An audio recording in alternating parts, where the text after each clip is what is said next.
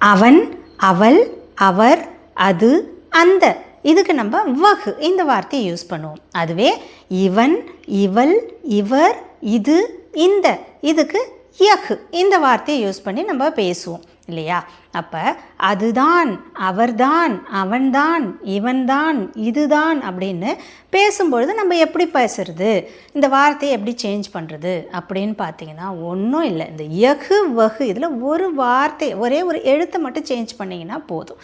என்னன்னு பார்த்தீங்கன்னா அந்த வஹ் அப்படின்றத வஹி அப்படின்னும், யஹ் இதை வந்து யஹி அப்படின்னு நீங்கள் சேஞ்ச் பண்ணிங்கனாலே போதும்.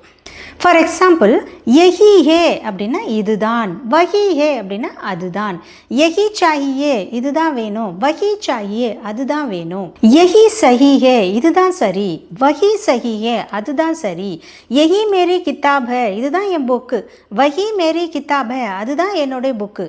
யஹி மேரா கர் ஹே இதுதான் என்னோட வீடு, வஹி மேரா கர் ஹே அதுதான் என்னோட வீடு. யஹி மேரா தோஸ்த் ஹே இவர் தான் என்னோட ஃப்ரெண்டு, வஹி மேரா தோஸ்த் ஹே அவர் தான் என்னோட ஃப்ரெண்டு.